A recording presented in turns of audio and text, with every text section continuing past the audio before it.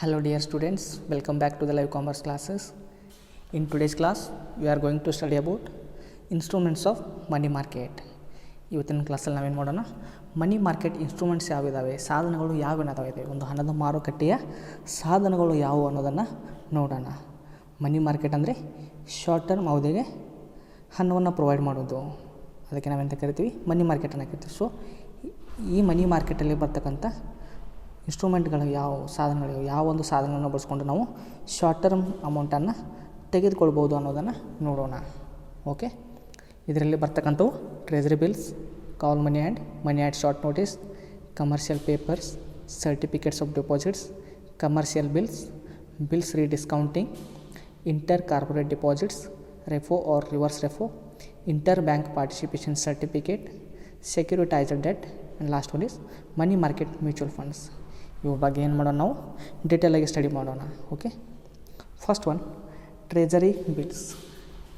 Treasury bills are the short term instruments issued by the government to raise the fund to meet the temporary requirements.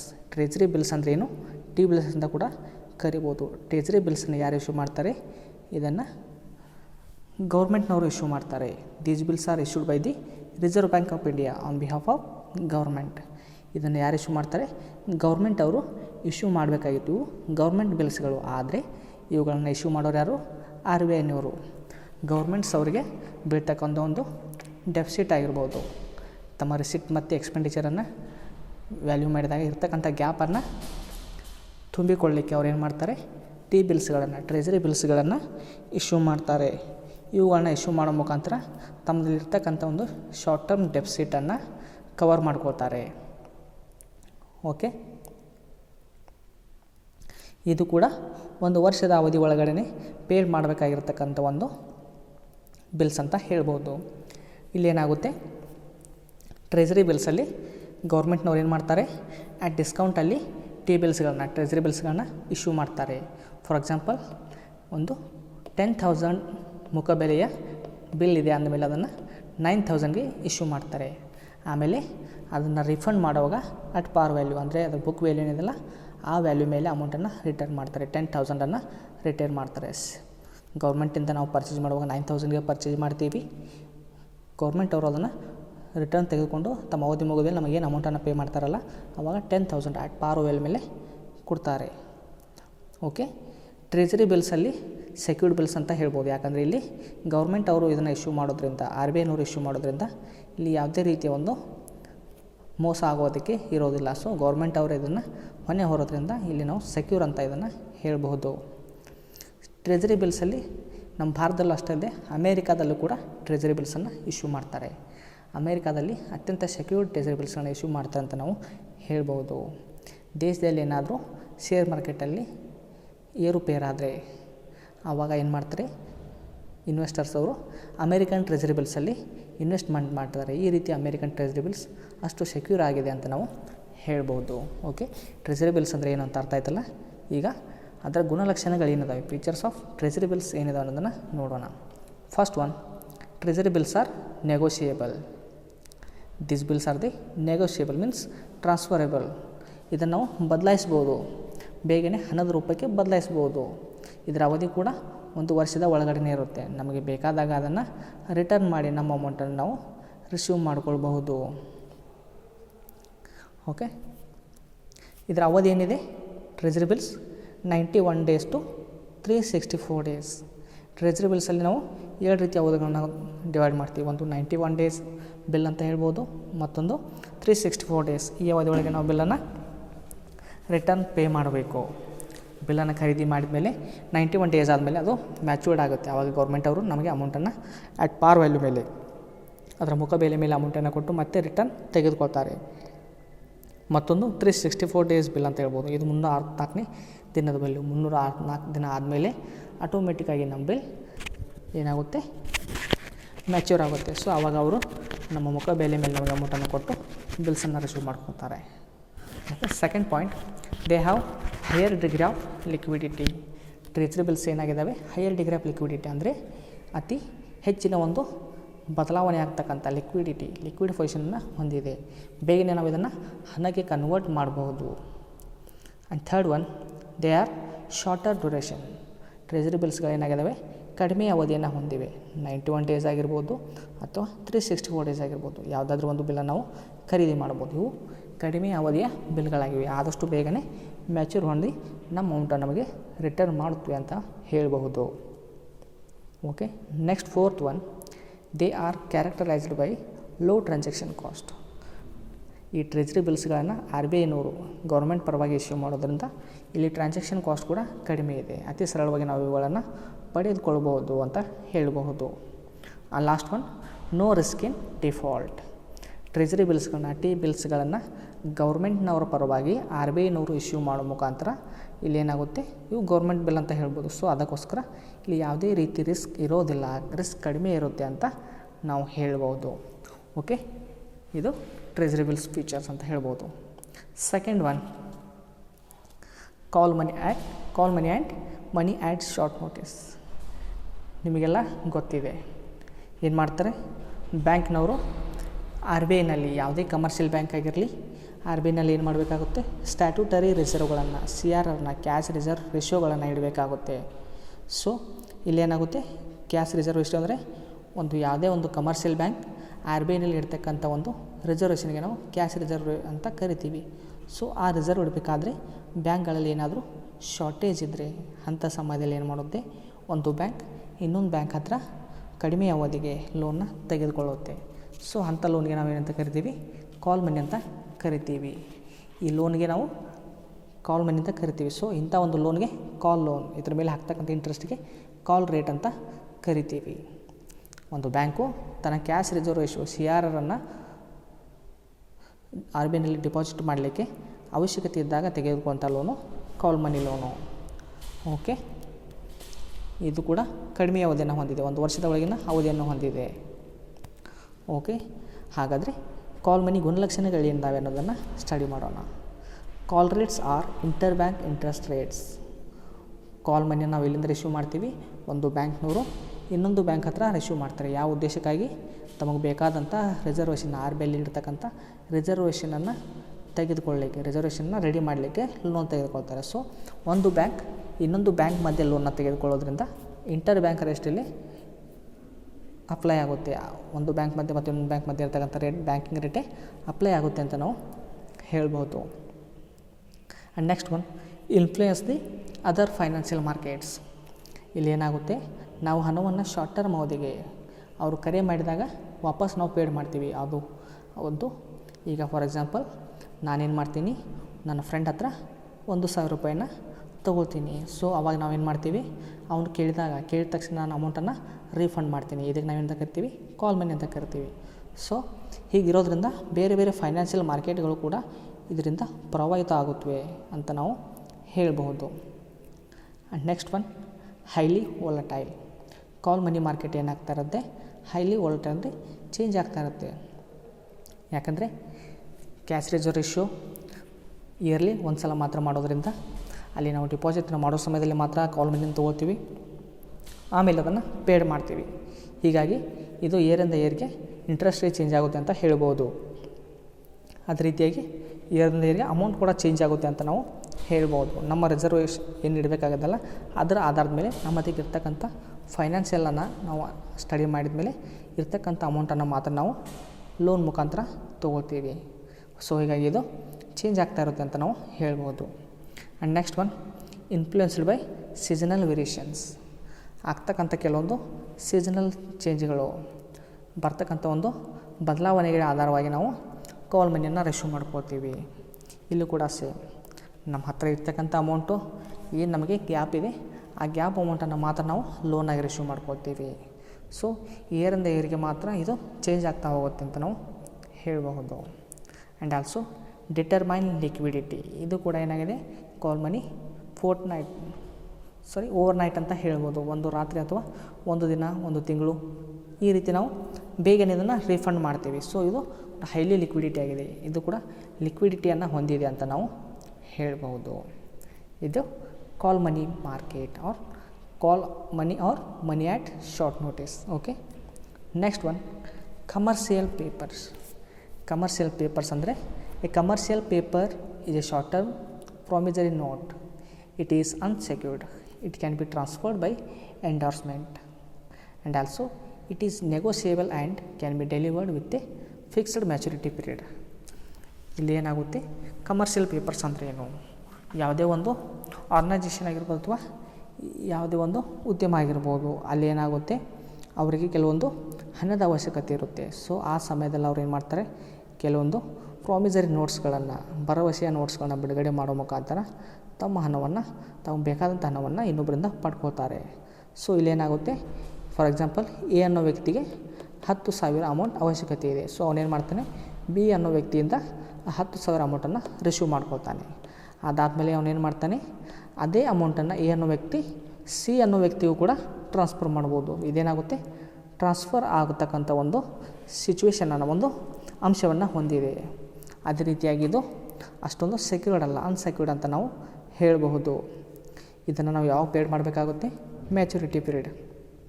ಇದರ maturity period ಏನಿದೆ, 15 days to 1 year, 15 ದಿನದಿಂದ 1 ವರ್ಷದ ಅವಧಿಯ ಒಳಗೆ ನಾವು ಇದನ್ನು payment ಮಾಡಬೇಕಾಗುತ್ತೆ. ಕಮರ್ಷಿಯಲ್ ಬಿಲ್ಲನ್ನು ವಾಪಸ್ ಮಾಡಿ ಅಮೌಂಟನ್ನು ರಿಸೀವ್ ಮಾಡ್ಕೊಳ್ಬೇಕಾಗುತ್ತೆ. ನನಗೆ 10,000 ಅಮೌಂಟು ಬೇಕಾಗಿದೆ, ನಾನೇನು ಮಾಡ್ತೀನಿ, ಒಂದು ಕಮರ್ಷಿಯಲ್ ಪೇಪರನ್ನು ಬಿಡುಗಡೆ ಮಾಡ್ತೀನಿ. ಅದನ್ನು ಬಿ ಅನ್ನೋ ವ್ಯಕ್ತಿ ಕೊಟ್ಟು ಅವನಿಂದ 10,000 ತೊಗೊಳ್ತೀನಿ. ಆವಾಗ ಅವನೇನು ಮಾಡ್ತಾನೆ, ನಾನು 15 ದಿನ ಆದಮೇಲೆ ಅಥವಾ 1 ವರ್ಷದ ಒಳಗೆ ಅವನಿಗೆ 15,000 ಅಮೌಂಟನ್ನು ಕೊಟ್ಟು, ಎಷ್ಟು ತೊಗೊಂಡಿರ್ತೀನಲ್ಲ 15,000 ಅಮೌಂಟನ್ನು ಕೊಟ್ಟು ಆ ನನ್ನ ಪೇಪರನ್ನು ನಾನು ಮರಳಿ ರಿಸೀವ್ ಮಾಡ್ಕೊಳ್ಬಹುದು. ಓಕೆ, ಹಾಗಾದರೆ ಇದರ ಗುಣಲಕ್ಷಣಗಳೇನಿದ್ದಾವೆ ಕಮರ್ಷಿಯಲ್ ಪೇಪರ್ದು? Features of commercial bank. It is short term promissory note. ಇದು ಕೂಡ ಒಂದು ಶಾರ್ಟ್ ಟರ್ಮ್ ಅವಧಿಗೆ ನಾವೇನು ಮಾಡ್ತಾಯಿದ್ದೀವಿ, ಇಲ್ಲಿ ಮನಿ ಮಾರ್ಕೆಟ್ ಬಗ್ಗೆ ಸ್ಟಡಿ ಮಾಡ್ತಾಯಿದ್ದೀವಿ. ಮನಿ ಮಾರ್ಕೆಟ್ ಅಂದರೆ ಶಾರ್ಟ್ ಟರ್ಮ್ ಅವಧಿಗೆ ಫಂಡನ್ನು ಪ್ರೊವೈಡ್ ಮಾಡೋದು. ಸೊ ಕಮರ್ಷಿಯಲ್ ಪೇಪರ್ ಕೂಡ ಏನಾಗುತ್ತೆ, ಶಾರ್ಟ್ ಟರ್ಮ್ ಪ್ರಾಮಿಸರಿ ನೋಟ್ಸ್. ಇದು ಕಡಿಮೆ ಅವಧಿಯ ಒಂದು ಭರವಸೆಯ ನೋಟ್ ಅಂತ ನಾವು ಹೇಳಬಹುದು. Second one, it is unsecured. ಇದು ಒಂದು ಕಮರ್ಷಿಯಲ್ ಕಂಪ್ನಿಗಳ ಮಧ್ಯೆ ಆಗೋದ್ರಿಂದ ಅಷ್ಟೊಂದು ಸೆಕ್ಯೂರ್ಡ್ ಆಗಿರೋದಿಲ್ಲ ಅಂತ ನಾವು ಹೇಳ್ಬೋದು. Next one, it is negotiable. ಇದು ಕೂಡ ಆದಷ್ಟು ಬೇಗನೆ ಹಣಕ್ಕೆ ಚೇಂಜ್ ಆಗುತ್ತೆ. ನಮಗೆ ಯಾವಾಗ ಬೇಕಾವಾಗ ನಾವು ಇದನ್ನು 15 days to 1 year ಒಳಗಡೆ ಹಣದ ರೂಪಕ್ಕೆ ಟ್ರಾನ್ಸ್ಫರ್ ಮಾಡ್ಕೊಳ್ಬಹುದು. Okay, next fourth one, minimum amount is ₹5 lakh. ನಾವು ಒಂದು ಕಮರ್ಷಿಯಲ್ ಬಿಲ್ಲನ್ನು ಇಶ್ಯೂ ಮಾಡಿ ಎಷ್ಟು ಅಮೌಂಟನ್ನು ರಿಸೀವ್ ಮಾಡ್ಕೊಳ್ಬೋದು, 5 lakh ಅಮೌಂಟನ್ನು ರಿಸೀವ್ ಮಾಡ್ಕೊಳ್ಬೋದು. Minimum 5 lakh. 5 lakh ಮೇಲೆ ನಾವು ಲೋನ್ನ ತೆಗೆದುಕೊಳ್ಬೇಕು. ಅದಕ್ಕಿಂತ ಕಡಿಮೆ ಅಮೌಂಟನ್ನು ಕಮರ್ಷಿಯಲ್ ಪೇಪರ್ ಇಶ್ಯೂ ಮಾಡೋ ಮುಖಾಂತರ ರಿಸೀವ್ ಮಾಡಲಿಕ್ಕೆ ಬರೋದಿಲ್ಲ. Last one is fixed maturity period. Commercial ಪೇಪರನ್ನು ಯಾವ ಅವಧಿ ಮೇಲೆ, 15 days to 1 year, ಈ ಒಂದು ಅವಧಿ ಒಳಗಡೆ ಒಂದು ಡೇಟನ್ನು ಫಿಕ್ಸ್ ಮಾಡಿ ಇಶ್ಯೂ ಮಾಡಿರ್ತಾರೆ. ಆ ಡೇಟ್ ಮುಗಿದ ಮೇಲೆ ಅವರು ನಮಗೆ ಅಮೌಂಟನ್ನು ಪೇಡ್ ಮಾಡ್ತಾರೆ ಅಂತ ಹೇಳ್ಬೋದು. Okay, next fourth one, certificates of deposits. Certificates of deposit ಅಂದರೆ ಏನು? The certificate of deposit means, certificate of deposits are the time deposits having specific maturity period, but certificates of deposits are bearer in nature. They can be transferred and traded. They are unsecured. ಇಲ್ಲಿ ಏನಾಗುತ್ತೆ, the commercial banks and development banks issue them.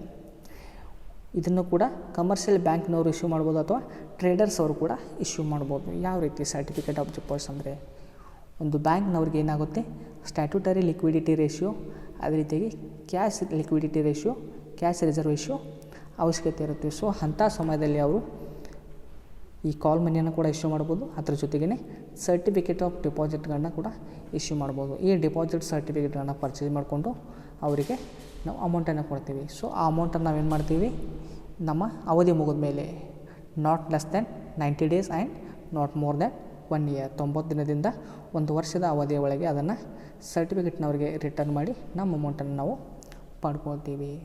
ಇಲ್ಲಿ trader ಕೂಡ ಇದನ್ನು ಬಳಸ್ಕೊಳ್ತಾರೆ. ಯಾವ ರೀತಿ?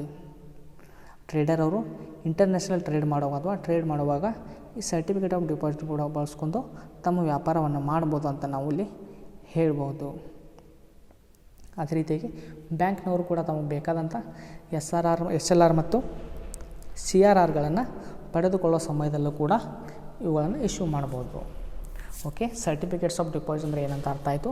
ಈಗ ಅದರ ಗುಣಗಳು ಏನಿದ್ದಾವೆ, ಫೀಚರ್ಸ್ ಏನಿದ್ದಾವೆ ಅನ್ನೋದನ್ನು ನೋಡೋಣ. ಮೊದಲನೇದಾಗಿ time deposits with the specific maturity. Time deposit with the specific maturity, ಇದನ್ನು ಒಂದು ಟೈಮ್ನ ಆಧಾರದ ಮೇಲೆ 90 days to 1 year, less than 1 year ಆಧಾರದ ಮೇಲೆ ನಾವು ಇಶ್ಯೂ ಮಾಡ್ತೀವಿ. ಆ ಒಂದು ಅವಧಿ ಮುಗಿದ ಮೇಲೆ ನಾವು ಇದನ್ನು ಪೇಡ್ ಮಾಡ್ತೀವಿ, ರಿಫಂಡ್ ಮಾಡ್ತೀವಿ ಅಂತ ಹೇಳಬಹುದು. Next one, bearer in character. ಇದು ಕೂಡ ಗುಣದಲ್ಲಿ ಏನಾಗಿದೆ, ಅನ್ಸೆಕ್ಯೂರ್ಡ್ ಆಗಿದೆ, ಸೆಕ್ಯೂರ್ಡ್ ಆಗಿಲ್ಲ ಅಂತ ನಾವು ಹೇಳ್ಬೋದು. Next one, ನೆಗೋಸಿಯೇಬಲ್.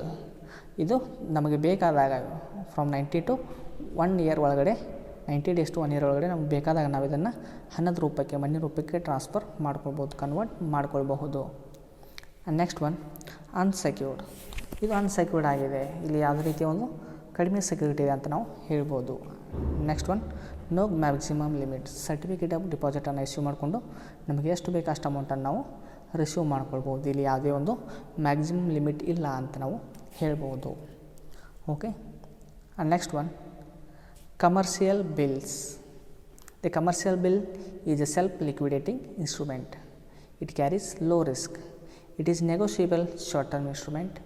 It is useful in credit sales. A commercial bill can be two types: demand bill and usance bill. A demand bill has to be paid when present to the drawee, but usance bill cannot be paid after a specific time.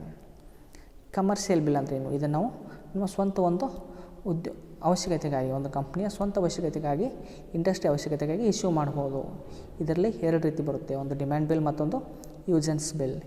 ಈ demand ಬಿಲ್ಲನ್ನು ನಾವೇನು ಮಾಡ್ತೀವಿ, ನಮಗೆ ಯಾವಾಗ ಬೇಕಲ್ಲ, for example ನಾವು ಸಾಲವನ್ನು ತೆಗೆದುಕೊಳ್ಬೇಕಾಗಿದೆ, so commercial ಬಿಲ್ನ ಇಶ್ಯೂ ಮಾಡಿ ಸಾಲವನ್ನು ತೆಗೆದುಕೊಳ್ತೀವಿ. ಸೊ ನಮಗೆ ಸಾಲ ಕೊಟ್ಟರೆ ಏನು ಮಾಡ್ಬೋದು, ಅವರಿಗೆ ಯಾವಾಗ ಬೇಕಾದಾಗ ಆ ಪೇಪರ್ನ ರಿಟರ್ನ್ ಮಾಡಿ ಅವ್ರ ಅಮೌಂಟನ್ನು ರಿಸೀವ್ ಮಾಡ್ಕೊಳ್ಬೋದು. ಇದಕ್ಕೆ ನಾವು ಡಿಮ್ಯಾಂಡ್ ಬಿಲ್ ಅಂತ ಕರಿತೀವಿ. Second type usance bill. ಇಲ್ಲಿ ಏನಾಗುತ್ತೆ, ಯೂಸೆನ್ಸ್ ಬಿಲ್ಲಲ್ಲಿ ಒಂದು ಮ್ಯಾಚುರಿಟಿ ಪೀರಿಯಡ್ ಇರುತ್ತೆ. ಸೊ ಆ ಪೀರಿಯಡ್ ಮುಗಿದ ಮೇಲೇ ನಾವು ಅಮೌಂಟನ್ನು ರಿಟರ್ನ್ ಮಾಡಿ ಆ ಬಿಲ್ನ ರಿಸೀವ್ ಮಾಡ್ಕೊಳ್ಬೇಕಾಗುತ್ತೆ. Okay, according to Indian negotiation instrument act 1881, a bill of exchange is a written instrument containing an unconditional order signed by the maker directing to pay a certain amount of money only to a particular person or to the bearer of the instrument at a fixed time in future or on demand. ಇದನ್ನು ನಾವು ಯಾವ act ಪ್ರಕಾರ ಜಾರಿಗೆ ತಂದಿದ್ವಿ, according to Indian negotiable instrument act 1881. ಇದರ ಮೇಲೆ ಯಾವ ಒಂದು ವ್ಯಕ್ತಿ ಇದನ್ನು ಇಶ್ಯೂ ಮಾಡ್ತಿರ್ತಾನೆ ಅವ್ರ ಸಿಗ್ನೇಚರ್ ಇರುತ್ತೆ. ಅದೇ ರೀತಿಯಾಗಿ ಇದನ್ನು ನಾವು ಒಂದು ಫಿಕ್ಸ್ಡ್ ಡೇಟ್ ಆದಮೇಲೆ ಇನ್ ಫ್ಯೂಚರಲ್ಲಿ ಕೂಡ ಪೇಡ್ ಮಾಡ್ಬೋದು, ಅಥವಾ ನಮಗೆ ಸಾಲವನ್ನು ಕೊಟ್ಟಂಥ ವ್ಯಕ್ತಿಯ ಡಿಮ್ಯಾಂಡ್ ಆಧಾರದ ಮೇಲೆ ಕೂಡ ನಾವು ಅದನ್ನು ಪೇಡ್ ಮಾಡ್ಬೋದು. ಓಕೆ, ಹಾಗಾದರೆ ಇದರ ಗುಣಲಕ್ಷಣಗಳೇನಿದ್ದಾವೆ, self liquidity.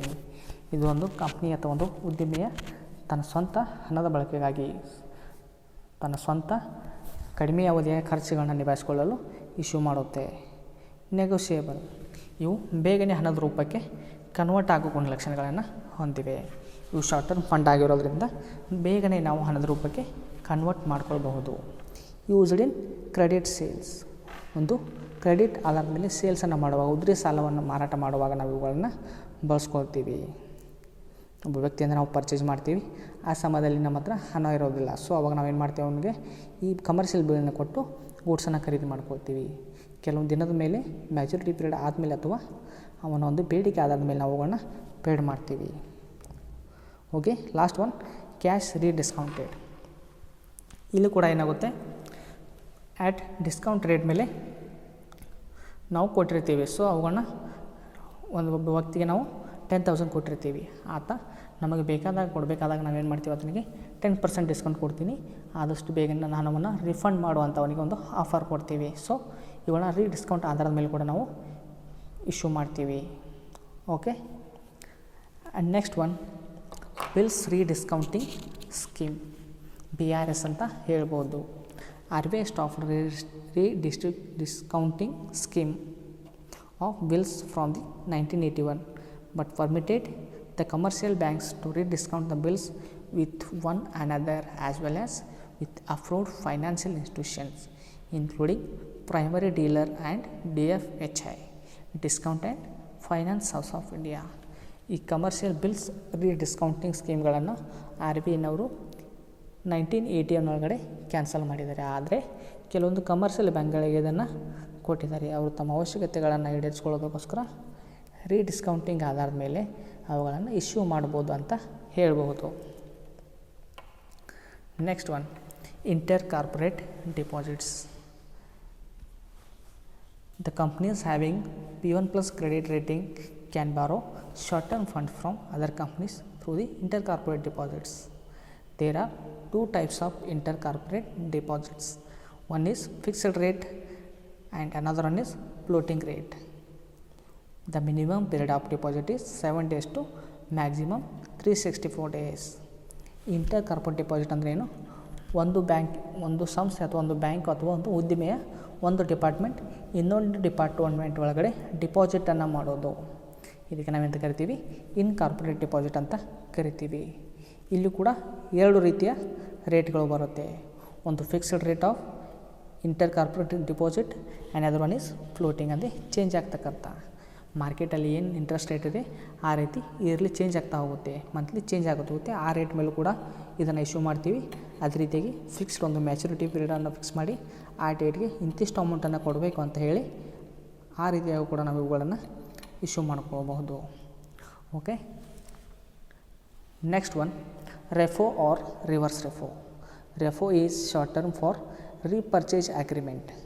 Repo refers to the transaction in which a participant acquires fund immediately by selling securities and simultaneously agreeing for repurchase of the same or similar securities after specified period of time at a given price. ಇಲ್ಲೇನಾಗುತ್ತೆ, ರೆಫೋ ಅಂದ್ರೇನು? ಇದು ಕೂಡ ಒಂದು transaction. ಇಲ್ಲೇನಾಗುತ್ತೆ, ಒಂದು particular ಒಂದು ಡೇಟನ್ನು fix ಮಾಡಿಕೊಂಡು ಈ ಡೇಟ್ಗೆ ನಾನು ಈ ಅಸೆಟನ್ನು ಅಥವಾ ಈ ಒಂದು ವಸ್ತುವನ್ನು ಮತ್ತೆ ಮರಳಿ ಪರ್ಚೇಸ್ ಮಾಡ್ತೀನಿ, ರೀಪರ್ಚೇಸ್ ಮಾಡ್ತೀನಿ. ಸೊ ಅಲ್ಲಿವರೆಗೆ ಈ ವಸ್ತುವನ್ನು ನೀನು ತಗೋ, ನನಗೆ ಎಷ್ಟು ಅಮೌಂಟನ್ನು ಲೋನನ್ನು ಕೊಡು. ಈ ಒಂದು ಉದಾಹರಣೆ ಆದ ರೀತಿಯಲ್ಲಿ ನಾವು ಇಶ್ಯೂ ಮಾಡ್ತೀವಿ. ಸೊ ಒಂದು ವರ್ಷ ಪೀರಿಯಡನ್ನು ಮಾಡಿದರೆ ಆ ವರ್ಷ ಪೀರಿಯಡ್ ಮುಗಿದೊಳಗಡೆ ನಾವು ಅಮೌಂಟನ್ನು ನಮಗೆ ಕೊಟ್ಟು ಮತ್ತೆ ನಮ್ಮ ವಸ್ತುವನ್ನು ನಾವು ತೆಗೆದುಕೊಳ್ತೀವಿ. ಇದಕ್ಕೆ ಅಂತ ಕರಿತೀವಿ ರೆಫೋ ಅಥವಾ ರಿವರ್ಸ್ ರೆಫೋ ಅಂತ ಕರಿತೀವಿ. The transaction combines both securities purchase or sales operations and also a money market borrowing lending operations. ಒಂದು ಮನಿ ಮಾರ್ಕೆಟಲ್ಲಿ ಸಾಲವನ್ನು ಕೊಡೋದು ತೆಗೆದುಕೊಳ್ಳೋದ್ರಲ್ಲೂ ಕೂಡ ನಾವು ಇಲ್ಲಿ ಬಳಸ್ತೀವಿ. ಅದೇ ರೀತಿಯಾಗಿ ಅಸೆಟನ್ನು ಪರ್ಚೇಸ್ ಮಾಡೋ ಮತ್ತು ಸೇಲ್ ಮಾಡೋದ್ರಲ್ಲೂ ಕೂಡ ಈ ರೆಪೋ ರಿವರ್ಸ್ ರೆಪೋನ ಬಳಸ್ಕೊಳ್ತೀವಿ. Typically it signifies lending on a collateral basis. ಇದು ಯಾವುದರ ಮೇಲೆ ವರ್ಕ್ ಮಾಡುತ್ತೆ? ಕೋಲ್ಯಾಟ್ರಲ್ ಬೇಸಿಸ್ ಅಂದರೆ ಒಂದು ಸಾಲವನ್ನು ತೆಗೆದುಕೊಳ್ಳುವಾಗ ಒಂದು ಯಾವುದಾದ್ರೂ ಒಂದು ವಸ್ತುವನ್ನು ಏನು ಮಾಡ್ತೀವಿ, ಸೆಕ್ಯೂರಿಟಿಯಾಗಿ ಇಡ್ತೀವಿ. ಆ ಸೆಕ್ಯೂರಿಟಿ ಆಧಾರದ ಮೇಲೆ ನಾವು ಲೋನ್ನ ತೆಗೆದುಕೊಂಡು ಒಂದು ಟೈಮ್ ಆದಮೇಲೆ ಅದನ್ನು ಪೇಡ್ ಮಾಡ್ತೀವಿ. ಹಾಗಾದರೆ ಇದರ ಒಂದು ಅವಧಿ ಏನಿದೆ? Short term, overnight or 30 days or more. ಒಂದು ದಿನ ಅಂತ ಹೇಳ್ಬೋದು ಅಥವಾ 30 ದಿನದ ಒಳಗೆ ಅಥವಾ ಅದಕ್ಕಿಂತ ಮೇಲೆ ನಾವು ಇದನ್ನು ಇಶ್ಯೂ ಮಾಡ್ಬೋದು, ಪೇಮೆಂಟನ್ನು ಮಾಡಬಹುದು. It is a transaction in which two parties agrees to sell and repurchase the same security at a mutually decided further date and at a predetermined prices. Such a transaction is called repo. When viewed from the perspective of seller of securities, and it is called reverse repo from the point of view of supplier of the funds. ಒಬ್ಬ seller ಏನು ಮಾಡ್ತಾನೆ, ಒಂದು ಗೂಡ್ಸನ್ನು, ಒಂದು ವಸ್ತುವನ್ನು cell ಮಾಡ್ತಾನೆ. So ಅದನ್ನು ಒಬ್ಬ ವ್ಯಕ್ತಿ ಪರ್ಚೇಸ್ ಮಾಡ್ಕೊತಾನೆ. ಪರ್ಚೇಸ್ ಮಾಡುವಾಗ ಏನು ಮಾಡ್ತಾನೆ, ಅವನು ಕೆಲವೊಂದು ಸೆಕ್ಯೂರಿಟಿಗಳನ್ನು ಆಧಾರವಾಗಿಟ್ಟು ಕೆಲವೊಂದು ವಸ್ತುಗಳನ್ನು ಅಡ ಇಡೋದು ಅಂತ ಹೇಳ್ತೀವಿ. ಆ ರೀತಿ ಇಟ್ಟು ಅವನಿಂದ ಸಾಲವನ್ನು ತೆಗೆದುಕೊಳ್ತಾನೆ. ಸೊ ಆ ಸಾಲವನ್ನು ಏನೊಂದು ತೆಗೆದುಕೊಳ್ತಾನಲ್ಲ ಅದಕ್ಕೆ ನಾವಂತ ಕರಿತೀವಿ ರೆಫೋ ಅಂತ ಕರಿತೀವಿ. ಸೊ ಆ ರೆಫೋವನ್ನು ನಮಗೆ ಯಾವ ವ್ಯಕ್ತಿ ಸಾಲವನ್ನು ಕೊಟ್ಟಿರ್ತಾನಲ್ಲ ಅವನು ಅದರ ಅವಧಿ ಮುಗಿದ ಮೇಲೆ ಒಂದು 30 ದಿನ ಅಥವಾ 30 ದಿನಕ್ಕೆ ಜಾಸ್ತಿ ಅಂತ ಹೇಳ್ಬೋದು. ಆ ಅವಧಿ ಮುಗಿದ ಮೇಲೆ ಅವನು ನಮಗೆ ಆ ವಸ್ತುವನ್ನು ಮರಳಿ ತಮ್ಮ ಅಮೌಂಟ್ ಅಂತಲೂ ರಿಸೀವ್ ಮಾಡ್ಕೊಳ್ತಾನೆ. ಇದಕ್ಕೆ ಅಂತ ಕರಿತೀವಿ ರಿವರ್ಸ್ ರೆಪೋ ಅಂತ ಕರಿತೀವಿ. ಇದರ ಅವಧಿ 30 ದಿನ ಅಂತ ನಾವು ಹೇಳಬಹುದು. Okay, next one, inter bank participation certificate. These are the short-term commercial papers issued by scheduled commercial bank to raise funds from other banks against the big loan portfolios. ಇಲ್ಲಿ ಏನಾಗುತ್ತೆ, when banks are unable to lend immediately due to short of liquidity for a temporary period. To overcome this shortage, the approach of other bank to share the or to participate in their lending portfolio along with sharing of risk and sometimes without sharing of risk. Interbank participation certificate ಅಂದರೆ ಏನು, ನಾವು ಯಾವುದಾದ್ರೂ ಒಂದು ಲೋನನ್ನು ಕೊಡುವಾಗ ನಮ್ಮಲ್ಲಿ ಏನಾಗುತ್ತೆ, ಕೆಲವೊಂದು ಹಣದ ಕೊರತೆ ಬೀಳುತ್ತೆ. ಸೊ ಅಂಥ ಸಮಯದಲ್ಲಿ ನಾವೇನು ಮಾಡ್ತೀವಿ, ಬೇರೆ ಬ್ಯಾಂಕಿಂದ ಅಮೌಂಟನ್ನು ತೆಗೆದುಕೊಂಡು ಲೋನನ್ನು ಪ್ರೊವೈಡ್ ಮಾಡ್ತೀವಿ. ಸೊ ಈ ಬರ್ತಕ್ಕಂಥ ಇಂಟ್ರೆಸ್ಟಲ್ಲಿ ಆ ಬ್ಯಾಂಕ್ನವ್ರಿಗೂ ಕೂಡ ನಾವು ಶೇರ್ ಮಾಡ್ಬೋದು, ರಿಸ್ಕನ್ನು ಕೂಡ ಅವ್ರಿಗೂ ಶೇರ್ ಮಾಡುವ ಅಥವಾ ಮಾಡದೇ ಇರಬಹುದು. ಸೊ ಇಂಥದ್ದಕ್ಕೆ ನಾವೆಂತ ಕರಿತೀವಿ, ಇಂಟರ್ ಬ್ಯಾಂಕ್ ಸರ್ಟಿಫಿಕೇಟ್ಸ್. ಬೇರೆ ಬ್ಯಾಂಕ್ಗಳಿಂದ ಅಮೌಂಟನ್ನು ರಿಸೀವ್ ಮಾಡಿಕೊಂಡು ಲೋನನ್ನು ಕೊಡೋದು ಅಂತ ಹೇಳಬಹುದು. Next one, securitised debt. ಇದು ಕೂಡ ಒಂದು ಶಾರ್ಟ್ ಟರ್ಮ್ ಡೆಟ್ ಆಗಿದ್ದು ಸೆಕ್ಯೂರಿಟಿ ಆಧಾರದ ಮೇಲೆ ಕೆಲವೊಂದಿಷ್ಟು ಅಮೌಂಟನ್ನು ನಾವು ಸೆಕ್ಯೂರಿಟಿಯಾಗಿ ಇಟ್ಕೊಂಡು ಲೋನನ್ನು ಕೊಡ್ತೀವಿ. And next one is money market mutual funds, MMFs. Money market mutual funds pool money from retail investors and invest in short term securities. ಇಲ್ಲಿ ಏನಾಗುತ್ತೆ, ಮನಿ ಮಾರ್ಕೆಟ್ ಮ್ಯೂಚುವಲ್ ಫಂಡಲ್ಲಿ ಒಂದು ರಿಟೇಲ್ ಇನ್ವೆಸ್ಟರ್ಸ್ನಿಂದ ಏನು ಮಾಡ್ತಾರೆ, ಕೆಲವೊಬ್ಬರು ರಿಟೇಲ್ ಅಂದರೆ ಮಂತ್ಲಿ ಒಂದಿಷ್ಟು ಅಮೌಂಟನ್ನು ಸೇವಿಂಗ್ ಮಾಡ್ತಾ ಇನ್ವೆಸ್ಟ್ಮೆಂಟ್ ಮಾಡ್ತಾ ಹೋಗ್ತಾರೆ. ಆ ಅಮೌಂಟನ್ನು ನಾವು ತೆಗೆದುಕೊಂಡು ಅವರಿಗೆ ಒಂದು ಮ್ಯಾಚ್ಯೂರ್ ಪೀರಿಯಡ್ ಆದಮೇಲೆ ವಿತ್ ಇಂಟ್ರೆಸ್ಟ್ ಅಥವಾ ವಿತ್ ಬೆನಿಫಿಟ್ಸ್ ಅದನ್ನು ರೀಪೇ ಮಾಡ್ತೀವಿ ಅಂತ ಹೇಳಿ ಭರವಸೆನ ಕೊಡ್ತೀವಿ. ಇದಕ್ಕೆ ನಾವೇನಂತ ಕರಿತೀವಿ, ಮನಿ ಮಾರ್ಕೆಟ್ ಮ್ಯೂಚುವಲ್ ಫಂಡ್ ಅಂತ ಕರಿತೀವಿ. Okay, next one, collateralised borrowing and lending obligations. ಒಂದು ವಸ್ತುವನ್ನು ಒತ್ತೆಯಾಗಿಟ್ಕೊಂಡು ಸಾಲವನ್ನು ಕೊಡೋದು, ಸೆಕ್ಯೂರಿಟಿಯಾಗಿ ಕೆಲವೊಂದು ಅಸೆಟ್ಗಳನ್ನ ಇಟ್ಕೊಂಡು ಸಾಲವಾಗಿ ಕೊಡೋದು. ಫಾರ್ ಎಕ್ಸಾಂಪಲ್, ಒಂದು ಇಂಡಸ್ಟ್ರಿಗೆ ಲೋನ್ ಬೇಕಾಗಿದೆ, ಆವಾಗ ನಾವೇನು ಮಾಡ್ತೀವಿ, ಅಲ್ಲಿ ಇಂಡಸ್ಟ್ರಿ ಇರ್ತಕ್ಕಂಥ ಮಷಿನರಿಗಳನ್ನ ತೆಗೆದುಕೊಳ್ಳೋದಾಗಿರ್ಬೋದು ಅಥವಾ ಗೋಡೌನಲ್ಲಿರ್ತಕ್ಕಂಥ ಸ್ಟಾಕನ್ನು ಒಂದು ಅಸೆಟನ್ನು ಒಂದು ಸಾಕ್ಷಿಯಾಗಿ ಇಟ್ಕೊಂಡು ನಾವು ಅವ್ರಿಗೆ ಲೋನನ್ನು ಕೊಡ್ತೀವಿ. Collateralized borrowing and lending obligations. ವಸ್ತುಗಳನ್ನ ಇಟ್ಕೊಂಡು ಅವ್ರಿಗೆ ಅಮೌಂಟ್ ಕೊಡೋದಕ್ಕೆ ನಾವು ಕೋಲ್ಯಾಟರಲ್ ಅಂತ ಕರಿತೀವಿ. Okay, next one, financial futures. Financial futures ಅಂದರೆ ಫ್ಯೂಚರಲ್ಲಿ ನಾನು ಅಮೌಂಟನ್ನು ಪೇಡ್ ಮಾಡ್ತೀನಿ ಅಂತ ಡೇಟನ್ನು ಫಿಕ್ಸ್ ಮಾಡಿಕೊಂಡು ಅಮೌಂಟನ್ನು ಕೊಡೋದು. These are the forward contract concern with interest rate futures or currency futures. ನಾನೀಗ 2020ರಲ್ಲಿ ಒಂದು ಸಾಲವನ್ನು ತೆಗೆದುಕೊಳ್ತಾ ಇದ್ದೀನಿ, ಅದನ್ನು 2021ರಲ್ಲಿ ಪೇಡ್ ಮಾಡ್ತೀನಿ. ಸೊ ಪೇಡ್ ಮಾಡಬೇಕಾದ್ರೆ ನಾನು ಯಾವೊಂದು ಆಧಾರದ ಮೇಲೆ ಇಂಟ್ರೆಸ್ಟನ್ನು ಕೊಡ್ತೀನಿ, ಫ್ಯೂಚರ್ ಡೇಟ್ ಆದಮೇಲೆ 2021ರಲ್ಲಿ ಇರ್ತಕ್ಕಂಥ ಇಂಟ್ರೆಸ್ಟ್ ರೇಟನ್ನು ಗಣನೆಗೆ ತೆಗೆದುಕೊಂಡು ಅದನ್ನು ಪರಿಗಣಿಸಿ ಆವಾಗಲೇ ನಾನು ಇಂಟ್ರೆಸ್ಟನ್ನು ಪೇಡ್ ಮಾಡ್ತೀನಿ. ಇದಕ್ಕೆ ನಾವೆಂತ ಕರಿತೀವಿ, ಫೈನಾನ್ಸ್ ಫ್ಯೂಚರ್ಸ್ ಅಂತ ಕರಿತೀವಿ. Okay, next one, options. It is a contract that gives to the holder of securities right to borrow or lend short term funds at a predetermined rate of interest within or at the end of the specific period. Options ಅಂದರೆ ಅವಕಾಶ ಅಂತ ಹೇಳ್ಬೋದು. ನಮ್ಮ ಒಂದು contract ಪ್ರಕಾರ ನಾವೊಂದು ಸೆಕ್ಯೂರಿಟಿಗಳನ್ನು ಹೊಂದಿರ್ತೀವಿ, ಒಬ್ಬ ವ್ಯಕ್ತಿಯಿಂದ ಒಂದು ಸೆಕ್ಯೂರಿಟಿಯನ್ನು ಹೊಂದಿರ್ತೀವಿ. ಸೊ ಆ ಸೆಕ್ಯೂರಿಟಿಗಳನ್ನು ನಾವೇನು ಮಾಡ್ಬೋದು, ಅವಧಿ ಮುಗಿಯೋಕ್ಕಿಂತ ಮುಂಚೆನೇ ಮಾರಾಟ ಮಾಡ್ಬೋದು ಅಥವಾ ಅವಧಿ ಮುಗಿದ ಮೇಲೇ ಮಾರಾಟ ಮಾಡ್ಬೋದು. ಫಾರ್ ಎಕ್ಸಾಂಪಲ್, ನಾನೇನು ಮಾಡ್ತೀನಿ, ಒಂದು 10,000 ರೂಪಾಯಿಯನ್ನು ಒಬ್ಬ ವ್ಯಕ್ತಿಗೆ ಕೊಟ್ಟು ಅದಕ್ಕೆ ಸಾಕ್ಷಿಯಾಗಿ ಅವನ ಒಂದು ಮೋಟರ್ ಸೈಕಲನ್ನು ನನ್ನ ಹತ್ರ ಇಟ್ಕೊಂಡಿರ್ತೀನಿ. ಸೊ ಮೊದಲೇ ನಾನು ಏನು ಮಾಡಿರ್ತೀನಿ, ಅಗ್ರಿಮೆಂಟ್ ಪ್ರಕಾರ ಅದನ್ನು ಇಂತಿಷ್ಟು ಡೇಟ್ ಒಳಗೆ ಅಮೌಂಟನ್ನು ಪೇ ಮಾಡದೆ ಹೋದರೆ ಅದನ್ನು ಮಾರಾಟ ಮಾಡ್ತೀನಿ ಅಂತ ಹೇಳಿರ್ತೀನಿ. ಸೊ ಅವನು ಸರಿಯಾದ ರೀತಿಯಲ್ಲಿ ಇಂಟ್ರೆಸ್ಟನ್ನು ಪೇಡ್ ಮಾಡದೆ ಹೋದರೆ ಅಥವಾ ಮ್ಯಾಚುರಿಟಿ ಪೀರಿಯಡ್ ಮುಗಿದ ಮೇಲೆ ನಾನು ಅದನ್ನು ಏನು ಮಾಡ್ಬೋದು, ಸೇಲ್ ಮಾಡಿ ಅಮೌಂಟನ್ನು ಕವರ್ ಮಾಡ್ಕೊಳ್ಬಹುದು ಅಂತ. ಇದಕ್ಕೆ ಅಂತ ಕರಿತೀವಿ, ಆಪ್ಷನ್ಸ್ ಅಂತ ಕರಿತೀವಿ. Okay, and next one, forward rate agreements. These are forward contracts to exchange securities for cash on specified further date at a particular rate of interest. ಅಂದರೆ ಮುಂದೆ ಬರ್ತಕ್ಕಂಥ ಫ್ಯೂಚರಲ್ಲಿ ಯಾವ ರೀತಿ ಇಂಟ್ರೆಸ್ಟ್ ರೇಟ್ ಇದೆ ಆಧಾರದ ಮೇಲೆ ನಾವು ಸೆಕ್ಯೂರಿಟಿಗಳನ್ನು ಪರ್ಚೇಸ್ ಮಾಡೋದಕ್ಕೆ ಅಥವಾ ಅದರಲ್ಲಿ ವ್ಯವಹಾರ ಮಾಡೋದಕ್ಕೆ ಫಾರ್ವರ್ಡ್ ರೇಟ್ ಅಗ್ರಿಮೆಂಟ್ ಅಂತ ಕರಿತೀವಿ. These are forward contracts. ಈ ಒಂದು ಫ್ಯೂಚರ್ ಕಾಂಟ್ರಾಕ್ಟ್ ಒಪ್ಪಂದಗಳು ಅಂತ ಹೇಳ್ಬೋದು. ಟು ಎಕ್ಸ್ಚೇಂಜ್ ಸೆಕ್ಯೂರಿಟೀಸ್, ಸೆಕ್ಯೂರಿಟಿಗಳನ್ನು ಎಕ್ಸ್ಚೇಂಜ್ ಮಾಡೋದು ಯಾವುದಕ್ಕಾಗಿ, ಫಾರ್ ಎ ಕ್ಯಾಶ್, ಒಂದು ಹಣಕ್ಕಾಗಿ, on A specified further date at A particular rate of interest. ಒಂದು ಪರ್ಟಿಕ್ಯುಲರ್ ರೇಟ್ ಆಫ್ ಇಂಟ್ರೆಸ್ಟ್ ಮೇಲೆ ಸೆಕ್ಯೂರಿಟಿಗಳನ್ನು ಹಣಕ್ಕೋಸ್ಕರ ಎಕ್ಸ್ಚೇಂಜ್ ಮಾಡೋದಕ್ಕೆ ನಾವೆಂತ ಕರಿತೀವಿ, ಫಾರ್ವರ್ಡ್ ರೇಟ್ ಅಗ್ರಿಮೆಂಟ್ ಅಂತ ಕರಿತೀವಿ. Okay. And last point, swaps. It is an agreement between two parties to exchange financial assets or securities or a series of cash flows for a specified period of time and predetermined intervals. ಒಂದು ವ್ಯಕ್ತಿಯಿಂದ ಹಣವನ್ನು ತೆಗೆದುಕೊಳ್ತೀವಿ, ಅಸೆಟನ್ನು receive ಮಾಡ್ಕೊಳ್ತೀವಿ.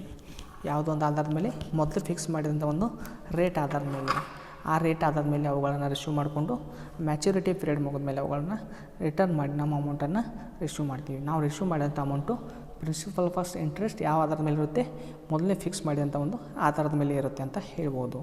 Okay students, ಇವತ್ತಿನ ಕ್ಲಾಸಲ್ಲಿ ನಾವೇನು ಕಲ್ತ್ವಿ, instruments of money market. ಒಂದು ಹಣದ ಮಾರುಕಟ್ಟೆಯಲ್ಲಿ ಶಾರ್ಟ್ ಟರ್ಮ್ ಅವಧಿಗೋಸ್ಕರ ಯಾವ ರೀತಿ ನಾವು ಫಂಡನ್ನು ತೆಗೆದುಕೊಳ್ಬೋದು, ಯಾವ ಒಂದು ಇನ್ಸ್ಟ್ರೂಮೆಂಟ್ಗಳನ್ನು, ಸಾಧನಗಳನ್ನು ಬಳಸ್ಬೋದು ಅನ್ನೋದನ್ನು ಕಲ್ತ್ವಿ. Okay, thank you.